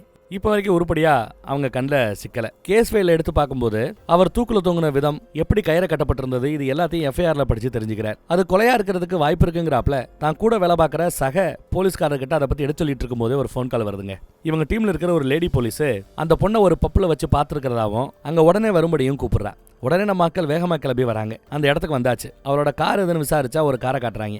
அந்த கார்ல நம்ம ஹீரோ போட்டிருக்கிற ஜிபிஎஸ் ட்ராக்கிங் வாட்ச் இருக்கும். அந்த வாட்சை கார்ல செட் பண்ணிடுன்னு சொல்லி கொடுக்குறாரு. அப்புறம் அவங்க உள்ள போய் அந்த பொண்ணு எங்கன்னு செக் பண்ணி பார்க்கறாங்க. பார்த்தா பொண்ணு இருக்கிறாங்க. பொண்ணு அப்படியே எல்லாரும் வாட்ச் பண்ணிட்டு இருக்காங்க. அவ பாத்ரூம் பக்கம் போனதும் பின்னாடியே நம்ம லேடி போலீஸும் போவா. தன்னை அவங்க ஃபாலோ பண்றாங்கன்னு தெரிஞ்சுக்கிட்டதும் லேடி போலீஸை தள்ளி விட்டுட்டு இவ தப்பிச்சு ஓடியார பாப்பா. நம்ம ஆட்கள் வேகமா விரட்டிட்டு வரதுக்குள்ள கார்ல ஏறி கிளம்பிடுறாங்க. பின்னாடியே ஃபாலோ பண்ணிட்டு நம்ம ஆட்களும் அப்படியே வராங்க. கண்ணா பின்னான்னு வண்டி ஓட்டிட்டு போறா. போறவ போனை போட்டு இந்த மாதிரி என்ன கண்டுபிடிச்சிட்டாங்க, என்ன ஃபாலோ பண்ணிட்டு வராங்க, இப்ப என்ன பண்ணணும்னு புலம்புவா. அவன் டென்ஷன்ல கத்திக்கிட்டு இருக்கான். அவனுக்கு என்ன பண்ணணும்னு ஒன்னும் பிடிபடல. அந்த கேங்கோட லீடர் ஒருத்தவன் இருப்பான், அவன் தான் அப்படி புலம்பிட்டு இருக்கான். இவ என்ன பண்ணணும்னு தெரியாம முதல் போனை விட்டறிவா. ஏன்னா போன் மாட்டிக்க கூடாது, போன் மாட்டிக்கிட்டா நம்ம பசங்க இவங்க எல்லாருமே மாட்டிப்பாங்க. அவ எங்க இருக்கான்னு தெரிஞ்சுக்கிட்ட இந்த கேங்கு அவளை காப்பாற்றணும்னு வேகமா அங்க இருந்து கிளம்பி வராங்க. அதுக்குள்ள இந்த பக்கம் ஜிபிஎஸ் ட்ராக்கிங் அந்த வாட்சை செட் பண்ணி இருந்ததுனால லொகேஷனை கண்டுபிடிச்சு ஈஸியா அவங்க ஃபாலோ பண்ணி வராங்க. ஒரு இடத்துல வண்டி மூவ் ஆகாம அப்படியே நிக்குது, ஒரு 100 மீட்டர் தூரத்துல அப்படின்னு வருது காட்டுது. சரி, எல்லாரும் 3 பக்கம் இந்த 3 தெருவையும் கவர் பண்ணணுமே கவர் பண்ணி போறாங்க. லொகேஷன் ரீச் ஆயிடுச்சுன்னு போன்ல இவரோட டிராக்கிங் ஆப் சொல்லும். சரி, இந்த சிவப்பு கலர் வண்டி மாதிரி தெரிஞ்சது இந்த வண்டியா இருக்குமோன்னு நம்ம ஹீரோ பார்த்துக்கிட்டு இருக்கும்போது அந்த பக்கத்துல இருந்த வேற ஒரு வண்டியில இதுதான் அவளோட வண்டி போல. லொகேஷன் கொஞ்சம் முன்ன பண்ண தானே காட்டும். அவ வண்டி எடுத்துட்டு வந்து நம்ம ஹீரோவை ஏத்த பாக்குறா. ஹீரோ ஜஸ்ட் மிஸ்ல எஸ்கேப் ஆனவரை ரிவர்ஸ்லயே வந்து ஏத்தி தள்ளுறதுக்காக இவர் ரிவர்ஸ்ல படு வேகமா வருவார் பாருங்க. ஹீரோ அப்படி அந்த பக்கத்துல தாண்டதும் பின்னாடி வந்த ஒரு லாரியில முட்டி வண்டி புரண்டு சம்பவ இடத்திலேயே ஆனா செத்து போறா. அந்த நீச கேள்விப்பட்டு அந்த பக்கம் அந்த கேங்கு கதறி அழுதுகிட்டு இருக்குது. அந்த இழப்ப அவங்களால தாங்கிக்கவே முடியலையா, கதறானுங்களாம். இங்க அந்த பொண்ணோட பிரேத பரிசோதனை ரிப்போர்ட் எல்லாம் ரெடி பண்ணணும். அதெல்லாம் யாரு பாக்குறாங்கன்னா அந்த டாக்டர் அம்மாவை பார்த்து எல்லாம் ரெடி பண்ணி கொடுங்க டாக்டர்னு பேசிட்டு நம்ம ஹீரோ கிளம்புவார். சரி, நான் பிரேத பரிசோதனை எல்லாம் முடிச்சுட்டு வந்து சொல்றேன்னு அந்த டாக்டர் அம்மா பாடியை பாக்குறதுக்கு உள்ள போனா பாடியை அவங்க கேங்க சேர்ந்த 4 பேர் பார்த்துட்டு இருக்காங்க. பாடியை பார்த்து உருகிட்டு இருப்பாங்க. யார் நீங்க, எதுக்கு இங்க வரீங்க, இங்கெல்லாம் நீங்க வரக்கூடாது, வெளியில போங்கன்னு சொல்லிட்டு உடனே போன் பண்றாவ. யாருக்கு, நம்ம ஹீரோவுக்கு தான். போன் பண்ணி பேச ஆரம்பிக்கிறதுக்குள்ள போனை பிடிங்கி உடச்சு போட்டுறாங்க. ஹலோன்னு இந்த பக்கத்துல நம்ம ஹீரோ கத்துனவர் ஏதோ தப்பா தெரியுதுன்னு சொல்லிட்டு வேகமா ஓடியாருவார். இவர் வேகமா உள்ள ஓடியாரத பார்த்த வேற ஒரு போலீஸ்காரர் அவரு என்னமோ ஏதோன்னு அவரும் பின்னாடி ஃபாலோ பண்ணிட்டு வருவாரு. நம்ம நம்பலாம். இங்க வந்து பார்த்தா அவங்க எல்லாம் அங்கதான் நிக்கிறாங்க. அந்த டாக்டர் அம்மாவை அடிக்க பாக்குறாங்க. அடிச்சு கீழே தள்ளுறாங்க. அடுத்து டாக்டர் அம்மாவை காப்பாத்த வந்து நம்ம ஹீரோ அவரையும் கண்ணா அப்படின்னு அடிக்கிறாங்க. ஆம்பளை பொம்பளைன்னு பேதம் பார்க்காம நம்ம ஹீரோ அவங்களை அடிச்சு தள்ளுறாரு. ஆனா அவங்க அதுக்கு மேல ஷார்ப்பா இருக்கிறாங்க. நம்ம ஹீரோ சும்மா கையால சண்டை போட்டா அவங்க கையில கிடைக்கிற வெப்பனெல்லாம் வச்சு அடிக்கிறாங்க. தலையில ஓங்கி அடிச்சு தள்ளி விடுறாங்க பாருங்க. அப்புறம் அந்த சவப்பட்டியை வச்சு தலையில இடி இடிக்க வச்சு உன்னை எப்படி எல்லாம் கொல்ல போறோம் பாரு அப்படின்னு மிரட்டிட்டு இருக்காங்க கேங் லீடர். ஆனாலும் அதையெல்லாம் தாண்டி வாங்கின அடி எல்லாத்தையும் தாண்டி பதிலுக்கு நம்ம ஹீரோ முடிஞ்சளவு அடி கொடுத்துக்கிட்டு இருக்கிறான். அவங்களுக்கு ஈடு கொடுத்து நம்ம ஹீரோ சண்டை போட்டுக்கிட்டு தான் இருக்கிறார். ஆனாலும் அவங்க கிட்ட நல்ல அடி வாங்குறாப்ல. கண்டது கழுதை வச்செல்லாம் அடிக்கிறாங்க. அதுல வேற ஸ்க்ரூ டிரைவர் எடுத்து பின்னாடி ஒருத்தவன் குத்திட்டான். அவன் அடிச்சு சமாளிச்சிட்டா அந்த பொம்பளை பாருங்க பின்னாடி வேதாள மாதிரி முதுகு மேல ஏறி நின்னுக்கிட்டு கெத்து பாத்திக்கிட்டு இருப்பா. அவளை புடிச்சு கீழே தள்ளி விட்டுவிட்டு நிமிந்து பார்த்தா அதுக்குள்ள அந்த டாக்டர் அம்மா அடி வாங்கினவங்க முழிச்சிடுறாங்க. தத்தி தத்தி டோர் பக்கம் நடந்து போய்கிட்டு இருப்பாங்க. இவங்க கையில ஆளுக்கு ஒரு வெப்பன் எடுத்துக்கிட்டு கொல்றதுக்கு ரெடியா இருக்க இவரும் முதுகுல குத்தி இருக்கிற அந்த ஸ்க்ரூ டிரைவரை பிடிக்க ரெடியா இருக்கிறார். ஆனா அதுக்குள்ள பார்த்தா டாக்டர் அம்மா ரொம்ப விவரம். அங்க இருக்கிற அலாரத்தை அமைக்கி விட்டுறாங்க. வீன்னு அலாரம் அடிக்க ஆரம்பிச்சதும் பசங்க பேனிக் ஆயிடுறானுங்க. டாக்டர் அம்மா இருக்கிற பக்கம் தான் வெளியில போறதுக்கான வழி. சோ அங்க ஓடியாந்து டாக்டர் அம்மாவை பணைய கைது மாதிரி வச்சு நம்ம ஹீரோவை உள்ள லாக் பண்ணிடுறாங்க. அவங்களையும் நெஞ்சில ஓங்கி ஒரு குத்தி தூக்கி போட்டு போயிட்டானுங்க போல. கட் பண்ணா தப்பிச்சு போனவங்க ஒரு சுடுகாட்டுல உட்காந்து பலிக்கு பலி வாங்கணும், சும்மா விடக்கூடாது அப்படின்னு பேசிட்டு இருக்காங்க. இதுல நம்ம ஹீரோ வேற எல்லாரோட மூஞ்சியும் பார்த்து தொலைஞ்சிட்டான். இனிமே நாம இழக்கிறதுக்குன்னு ஒண்ணும் இல்ல, இறங்கி அடிப்போம். இதுக்கெல்லாம் காரணம் அந்த பஸ் மேட்டர் தான் பேசுறாங்க. என்ன பஸ் மேட்ரு? அது இனிதான் நமக்கு கதையில தெரிய வரும், நம்ம பார்ப்போம். அந்த பஸ் மேட்டர் மட்டும் நீங்க ஒழுங்கா டீல் பண்ணி இருக்கணும், நீங்க பண்ணலங்கிறாப்ல கேங் லீடர் அவங்களோட சண்டை போட்டுக்கிட்டு இருப்பார். அவங்க பதிலுக்கு சரி நடந்து போச்சு, அடுத்த திட்டம் என்னன்னு கேட்டா எல்லா பேரையும் பழி வாங்குறோம், ஒருத்தரையும் உயிரோட விடக்கூடாதுன்னு பேசி முடிவு பண்ணி அங்கிருந்து கிளம்புறாங்க. அடுத்து ஹாஸ்பிட்டல்ல பார்த்தா நம்ம ஹீரோக்கு விழுந்த காயமெல்லாம் எல்லாம் வெளிக்காயம் தான் போல. பெருசா பயங்கரமான அடியோ இதுவோ கிடையாது. ஸ்கேன் ரிப்போர்ட்ல உள்ள இருக்கிற பாடி பார்ட்ஸ் எல்லாம் நல்லபடியா தான் இருக்குது, ஒரு 2-3 நாள்ல சரியாயிடுன்னு சொல்லிட்டாங்க. சட்டையை போட்டு கிளம்பி இந்த பக்கத்துல வந்தா அப்புறம் சொல்ல மறந்துட்டேன், நம்ம ஹீரோவுக்காக உதவிக்காக அந்த போலீஸ்கார உள்ள வருவார். அந்த லேடி கூட இன்னும் சில பேர் கூட சண்டை போடும்போது அவரையும் கண்ணா பின்னான்னு குத்தி விட்டுருப்பாங்க. அவர் இப்போ சாகல, வழிமருந்து கொடுத்து படுக்க போட்டிருக்காங்க அவரை. அடுத்து அந்த டாக்டர் அம்மா அவங்களும் சாகல, உயிரோட தான் இருக்கிறாங்க. நம்ம ஹீரோவை கூப்பிட்டு பேசணும்னு சொல்லியிருப்பாங்க. அந்த கேங்ல இருந்த அந்த 2 பொண்ணுங்களையும் நான் பார்த்தேன். இறந்து போன அந்த பொண்ணு, அப்புறம் நம்ம ஹீரோவை குத்துனா பாத்தீங்களா அந்த பொண்ணு, அவங்க 2 பேரையும் நான் பார்த்துருக்கிறேங்கிறாங்க. இதுக்கு முன்னாடி இந்த ஹாஸ்பிட்டலுக்கு ட்ரக் அடிக்டா போதைப் பொருட்களை பயன்படுத்தி அதுல மீள முடியாத மாதிரி தீவிரமான அடிக்ட்டுகளா அவங்க 2 பேரும் உள்ள வந்தாங்க. ரொம்ப வன்முறையோட நடந்துப்பாங்களாம். ட்ரீட்மெண்ட் டயத்திலையும் ரொம்ப வன்முறையோட தான் இருந்தாங்களாம். அப்ப நான் பார்த்துருக்கிறேன் அப்படின்னு அந்த டாக்டர் அம்மா எடுத்து சொல்லியிருப்பா. இங்க இறந்து போய் பாடியா கிடக்குறாள். ஆனா அவளோட ஃபிங்கர் பிரிண்ட் எடுத்து செக் பண்ணி பார்த்தா இந்த ஹாஸ்பிட்டல் அவ அட்மிட் ஆயிருந்தான்னா அவளோட டீடைல்ஸ் இருக்கும். அவளோட பேர் என்ன, மத்த டீடைல்ஸ் நம்மளால கண்டுபிடிக்க முடியும்னு கூட இருக்கிற போலீஸ்காரருக்கு உத்தரவு கொடுக்குறாரு. இவங்க போதைக்கு அடிமையானவங்கன்னு இங்க புடிச்சு கொடுத்தது யாரு அப்படின்னு பார்த்தா ஒரு போலீஸ்காரர். இந்த படத்தோட ஸ்டார்டிங் சீன்ல பார்த்திருப்போமே, ஒருத்தர் தூக்குல தொங்குனார்ல, அந்த இன்ஸ்பெக்டர் தான் இவங்களை பிடிச்சு சீர்திருத்த பள்ளியில போட்டிருப்பார் போல, மறுவாழ்வு மையத்துல அதுல போட்டிருப்பார் போல. அந்த தூக்குல தொங்குன போலீஸ்காரருக்கு கூடவே இருந்து வேலை பார்த்த ஒரு ஏட்டு இருப்பாரு. அந்த ஏட்டுக்கிட்ட போய் இவங்களோட போட்டோஸ் எல்லாத்தையும் காமிச்சு இந்த பொண்ணுங்க எல்லாத்தையும் பார்த்திருக்கீங்கல்ல அப்படின்னு கேட்க, ஆமா பாத்துருக்கிறேன்னு ஆப்ல. எங்க பாத்தீங்கன்னு கேட்டா ஒரு பஸ்ல போதைப் பொருட்களை பயன்படுத்தினா சொல்லி இவங்க 3 பேரையும் நம்ம இன்ஸ்பெக்டர் தான் அரெஸ்ட் பண்ணி கொண்டு போய் போட்டாரு, மறுவாழ்வு மையத்தில் இந்த பொண்ணுங்களை தூக்கி போட்டாரு அப்படின்னு நம்ம ஏட்டையா சொல்லுவான். வேற என்ன இந்த கேஸை பத்தி உங்களுக்கு தெரியும் சொல்லுங்கன்னு பேசினா அவர் முழிக்கிறார். வேற ஒரு போலீஸ்காரர், இங்க பாரு, லீகலா இவங்க எதுவும் பேசுறதுக்கோ செய்யறதுக்காகவோ இங்க வரல, நம்ம இன்ஸ்பெக்டரோட தற்கொலைக்கு பின்னாடி ஏதோ பெரிய மர்மம் இருக்குன்னு நினைக்கிறாங்க, அதை கண்டுபிடிக்கணும்னு சொல்லி தான் வந்திருக்காங்க, நடந்ததை அப்படியே உண்மையை சொல்லு மறைக்காதங்கிறாப்ல கூட வேலை பார்க்குற வேற ஒரு போலீஸ் அட்வைஸ் பண்ணதும் உண்மையிலேயே அன்னைக்கு என்ன நடந்ததுங்கிறத, எப்படி இந்த 2 பொண்ணுங்களையும் அந்த இன்ஸ்பெக்டர் பிடிச்சாரு மறுவாழ்வு மையத்தில் தூக்கி போட்டாருங்கிறத நமக்கு இப்போ இந்த பிளாஷ்பேக்ல காட்டுறாங்க.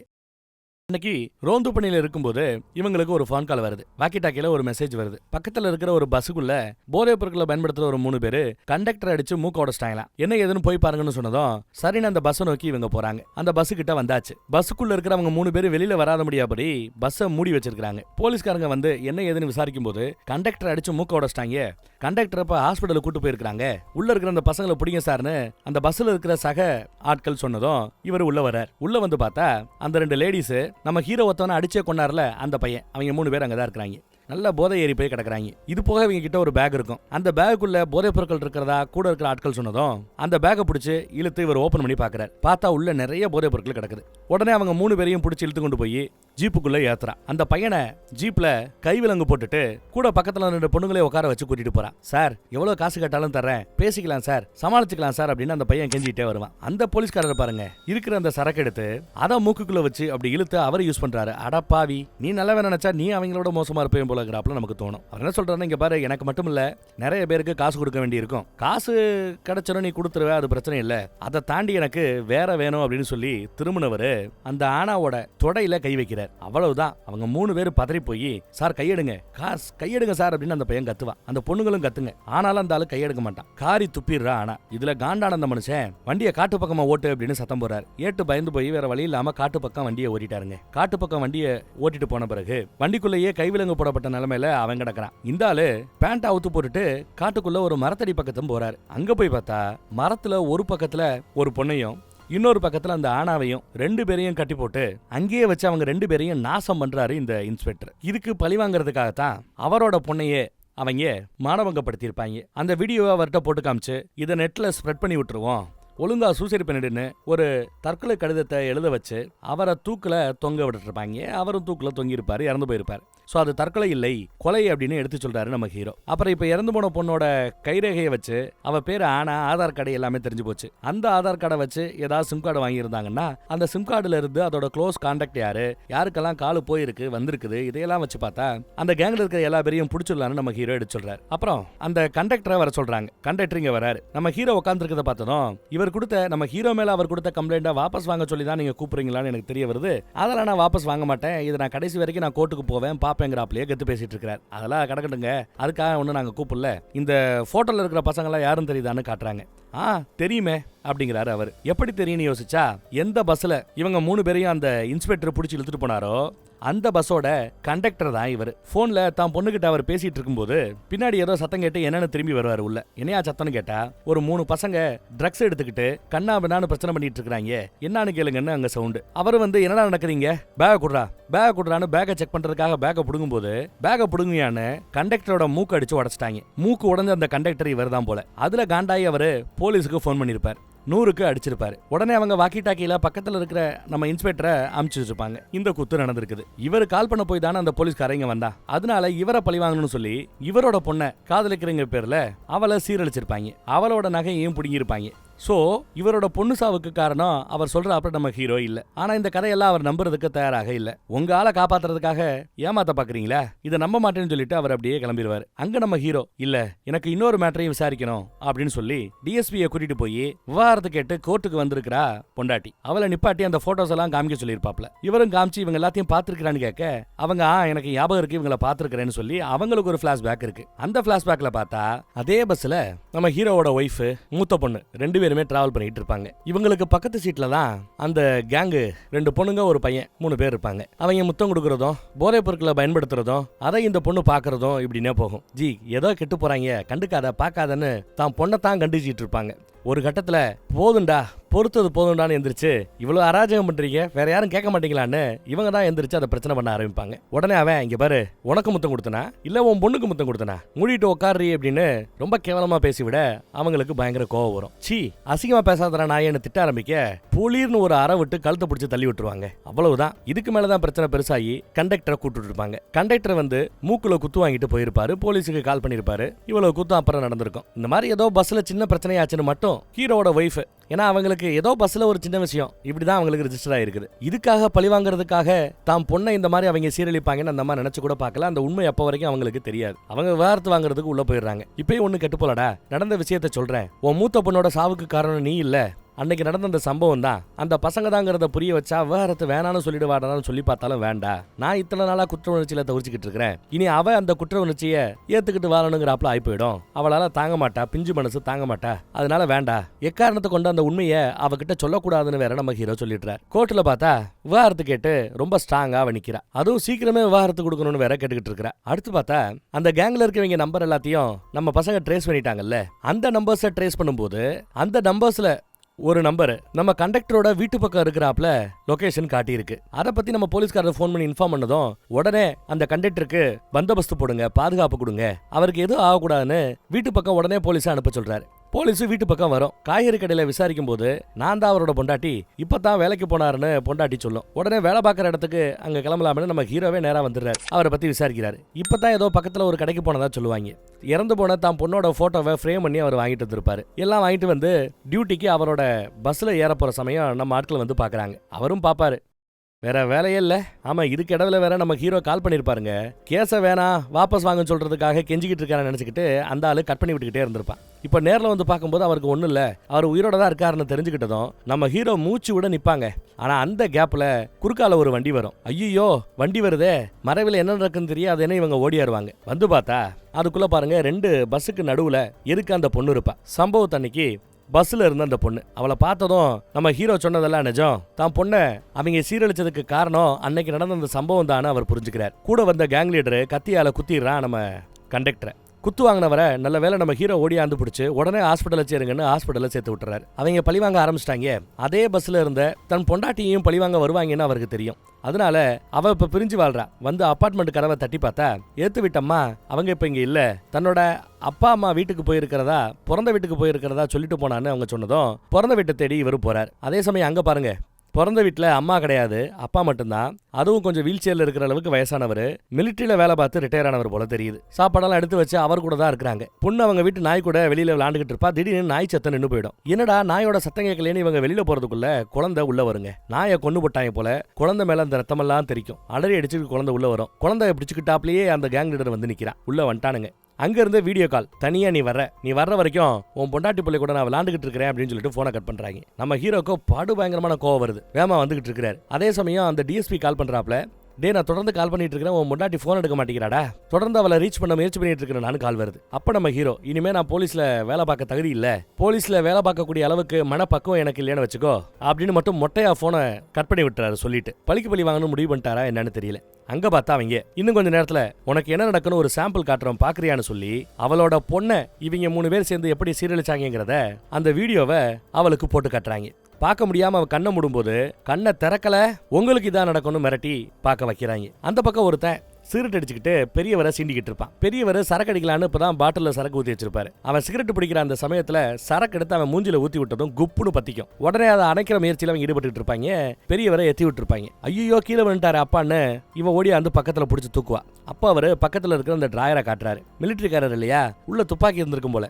இவங்க அந்த தீயை அணைச்சிக்கிட்டு திரும்பி பார்க்கும்போது துப்பாக்கியோட பெரியவர் நிக்கிறார். துப்பாக்கியை பார்த்ததும் 4 பேரும் அப்படி தெரிச்சு அந்த ரூமுக்குள்ள ஓடுவாங்க. புள்ளைய கூட்டிட்டு நீ போயிருன்னு சொல்லிட்டு தான் பொண்ணை அப்பா அனுப்பிச்சு வச்சிடறாரு. கண்ணா பின்னான்னு சுடுறாரு. எதுவும் அவங்க மேல படல, எல்லாம் ஒளிஞ்சுக்கிறானுங்க. ஒரு தலைவாணியை தூக்கிடுவாங்க, அதை கூட கரெக்டா சுட்டுறாப்ல. பொண்ணு சேஃபா போயிட்டாலான்னு பாத்துக்கிட்டே இருப்பாரு. அவங்க ஒரு கார்ல ஏறி கிளம்பி போற சமயம் திரும்பி பாத்துக்கிட்டே இருக்கும்போது கேங் லீடர் வேகமா ஓடி அந்த கத்தியால ஓங்கி ஒரு குத்து பாடியை வெளியில வீசி எறிஞ்சிட்டு முன்னாடி போறவங்களை ஃபாலோ பண்ணிட்டு பின்னாடி அவங்க வேற வண்டியில வெட்டிக்கிட்டே வராங்க. இவங்க எவ்வளவு வேகமா போனாலும் குறுக்கால வண்டியை கொண்டு வந்து போட்டு பிடிச்சிடறானுங்க. அவளை இழுத்து போட்டு அவளோட இடுப்புல கத்தியால ஓங்கி ஒரு குத்திட்டு உன் புருஷன் வந்த பிறகு அவன் கண்ணு முன்னாடி உன் கூட விளையாடுறேன், அது வரைக்கும் உன் பொண்ணு கூட விளையாடுறேன்னு சொல்லிட்டு காருக்குள்ள இருக்கிற பொண்ணை பாக்குறதுக்காக போவாங்க. கதவை திறந்து பார்த்தா குழந்தை அங்க இல்ல. நல்ல வேலை குழந்தை எஸ்கேப் ஆயிடுச்சு காட்டுக்குள்ள. பாப்பான்னு கத்திக்கிட்டு அவங்க எல்லாம் குழந்தைய தேடிக்கிட்டு இருக்காங்க. அந்த சமயத்துல நம்ம ஹீரோ அந்த பக்கம் வந்துடுறான். பிரியாமணிக்கு குத்துப்பட்டு கிடக்கிறத பார்த்துட்டு ஒரு துண்டு எடுத்து நல்லா இறுக்கி கட்டுறான், ரத்தப்போக்கு ஏற்படாம இருக்கிறதுக்கு. என்ன விடுங்க, குழந்தைய காப்பாத்துங்க போங்கன்னு அவன் அனுப்பிச்சு வைக்கிறான். குழந்தைய காப்பாற்றணும் அவன் அந்த பக்கத்துல வரா. குழந்தை அந்த பக்கத்துல ஒரு பாலடைஞ்ச வீடு ஒண்ணு கிடக்கும், அதுக்குள்ள ஒளிஞ்சுக்கிட்டு இருப்பா. கேங் லீடர் ஃபாலோ பண்ணிட்டு இந்த பக்கத்துல வருவான் பாருங்க. ஒரு கயலை பிடிச்சி இழுத்து விடுவா. கட்டையா கிடக்கும் போல எல்லா கட்டையும் அவன் மேல விழுந்துடும். அந்த சத்தத்தை கேட்டு மீதி ஆட்கள் எல்லாம் இங்கிட்ட வந்துடுறானுங்க. அவரை எழுப்பிடுறானுங்க. இந்த பொண்ணு பக்கத்துல ஒருத்தன் நெருங்கி வருவான் பாருங்க, புடனிலேயே ஒரு அடி. இரடானா நம்ம ஹீரோ தான் சரியான சமயத்துல அங்க வந்து நிக்கிறார். அங்க இருக்கிறவங்க எல்லா பேரையும் பொழந்து கட்டுவாரு அப்படின்னு பார்த்தா வழக்கம் போல 10 அடி கொடுத்தா 4 அடி திரும்ப அவர் வாங்கத்தான் செய்யறாரு. முடிஞ்ச லெவலில் அடிச்சு நாஸ்தி பண்ணவும் செய்யறாரு. அந்த பஜாரி கிடைக்கிறதெல்லாம் வச்சு அடிப்பா. பதிலுக்கு அடிச்சு அடியில மயங்கிடுறா. உடனே கேங் லீடர் காண்டாயி அவன் கிடைக்கிறதெல்லாம் வச்சு அடிப்பான் மிதிப்பான். பதிலுக்கு இவர் அடிப்பாரு மிதிப்பாரு உதப்பாரு. ஒரு கட்டத்துல கோடாரியை கொண்டு வந்து வெட்ட வருவாங்க பாருங்க. ஜஸ்ட் மிஸ்ல எஸ்கேப் ஆயிருப்பான். காலை பிடிச்சி இழுக்கிறவன ஒரு எத்து, மறுபடியும் கோடாரியில குத்த வருவாங்க, மிஸ் ஆயிடுறான். 3 பேர் அந்த பக்கத்துல தயாரா இருக்கிறாங்க. ஆளுக்கு கையில பெரிய பெரிய வெப்பனை வச்சுக்கிட்டு. நம்ம ஹீரோ வெப்பனே இல்லாம தைரியத்தை மட்டும் மனசுல வச்சு நிக்கிறான். பொண்ணு இதெல்லாம் பாத்துக்கிட்டு தான் இருக்கிறா. அப்பான்னு கத்திக்கிட்டு இருப்பா. 3 பேர் அட் டைம்ல வரும்போது அவங்க 3 பேரோட அட்டாக்ல இருந்து மிஸ் பண்ணிட்டே இருப்பான். மிஸ் ஆயிட்டே இருந்தவன் சான்ஸ் கிடைக்கும் போது அவங்க கிட்ட இருந்த ஆயுதத்தை பிடிங்கி ஓங்கி ஒரு தாடையிலேயே அடி, கட்டையெல்லாம் வச்சு அடி கொடுக்குறாங்க. நம்மளால அடி வாங்கிட்டு இருப்பான். அந்த பஜாரி ஒரு டூல் எடுத்து காலில் ஓங்கி குத்திடுறான். ஒருத்தன் கழுத்தை இறுக்கி பிடிச்சுக்கிட்டான். இப்போ கேங் லீடரோட பார்வை அந்த குழந்தை மேல திரும்புது. ஒரு மாதிரி வில்லத்தனமா சிரிச்சுக்கிட்டு குழந்தைகிட்ட நெருங்குவான். அதுல இவருக்கு வந்த கோவத்துல அவங்க 2 பேரையும் தள்ளி விட்டு கட்டையை புடுங்கி திரும்ப பதிலுக்கு அடிப்பாரு. பஜாரி கத்தி எடுத்துட்டு வந்து முதுகுல ஒரு கீரலை போட்டா. அவகிட்ட இருந்த அந்த கத்தியை புடுங்கி காலை சேர்த்து ஒரு அடி விழுந்துட்டா. அவ்வளவுதான். அப்புறம் அந்த கேங் லீடர் விரட்டிட்டு வருவான் பாருங்க. குழந்தைய வேகமா ஒடியாந்து தள்ளிட்டு அந்த பக்கத்துல வெளியில வந்து விழுவார். ஏகப்பட்ட கட்டைகள் எல்லாம் உடச்சுக்கிட்டு வெளியில வந்து விழுவாங்க. ஏற்கனவே அடி வாங்கினவங்க உள்ள கிடக்குறாங்க. கேங் லீடர் இப்போ ரொம்ப திணறி போய் கிடக்குறான். அப்பயும் எந்திரிச்சு அடிக்கத்தான் செய்வேன்னு அடம்பிடிப்பான். அப்படி மிஸ் பண்ணி அவனோட கழுத்தை பிடிச்சி நிறுத்திட்டாரு. இனி இவனை உயிரோட விடக்கூடாது முடிவு பண்ணிட்டார் போல. கழுத்தை நெரிச்சு தள்ளிக்கிட்டு இருக்கிறார். மூச்சு விட முடியாம அந்த பையன் திணறிக்கிட்டு இருக்கும்போது கரெக்டா அந்த சமயமா பார்த்து போலீஸ் வந்துருதுங்க. போதும் விடு, நீ நாங்க பாத்துக்கிறோம்னு சொல்லி அவரை ஒரு 5-6 பேர் வலுக்கட்டாயமா கையில இருந்து பிடுங்கி அந்த பையலை காப்பாத்துறாங்க. உள்ள 3 பேர் கிடக்குறாங்கன்னு சொன்னதும் உள்ள போய் அவங்களையும் பிடிச்சிடறானுங்க. நல்ல வேலை இளைய பொண்ணையாவது இவனால காப்பாற்ற முடிஞ்சது. குழந்தைய வந்து கட்டி பிடிச்சிப்பான். போலீஸ் அவங்களை அரெஸ்ட் பண்ணி இழுத்துட்டு போகுது. அப்புறம் சில மாதங்களுக்கு பிறகு என்ன நடக்குதுன்னு காட்டுறாங்க. இளைய பிள்ளைக்கு அன்னைக்கு பிறந்தநாள் எல்லாத்தையும் மறந்து டான்ஸ் ஆடி நல்லா ஜாலியா விளையாண்டுகிட்டு இருக்கா, டான்ஸ் ஆடிக்கிட்டு இருக்கா. கேக் கட்டிங்காக ஒய்ஃப் வேலை பார்த்துட்டு இருக்காங்க. அங்க நம்ம டிஎஸ்பி வருவாப்ல. ஹீரோ எங்க நேத்து ஃபுல்லா உனக்கு கால் பண்ணலான்னு பார்த்தேன், போன் சுவிச் ஆஃப்லயே கிடந்தேன்னு விசாரிக்கிறாரு. சார்ஜ் இல்ல, நானும் வீட்லயே கிடந்தேன், போன் எல்லாம் பெருசா கண்டுக்கல அப்படிங்கிறாரு நம்ம ஹீரோ. உனக்கு ஒரு முக்கியமான மேட்டர் சொல்லணும்னு நினைச்சேன், நியூஸை பாத்தியா அப்படின்னு கேட்கிறாரு. இல்லையே பார்க்கலையேங்கிறாரு. வா வந்து பாருன்னு நியூஸை போட்டு வராப்ல. என்ன நடந்திருக்குன்னா, நேத்து அந்த பசங்க 4 பேரும் அந்த பொண்ணு உட்பட எல்லா பேருமே ஜாமீன்ல வெளியில வந்திருக்காங்க. அடா பாவிகளா, இருக்கிற எல்லா தப்பையும் பண்ண பிறகு உங்களுக்கு ஜாமீன் கொடுக்குறாங்களா? ஜாமீன்ல வெளியில வந்திருக்காங்க. வெளியில வந்தவங்க ஒரு காட்டு பக்கம் போய் வண்டியை போட்டு யாரும் இல்லாத அந்த இடத்துல யாரோ ஒருத்தர் கொய்யாக்காய் வித்துட்டு வராப்ல தெரியுது. கொய்யாக்காய் வாங்குறாப்ல தான் இவங்களும் தெரியுது. பார்த்தா கொய்யாக்காய்க்கு மத்தியில உள்ள போதை பொருள் இருக்குது. எல்லா இடத்துலயும் இவங்களுக்கு சரக்கு எங்க கிடைக்கும் தெரியுது. போன் பண்ணா சரக்கு வந்துருது போல.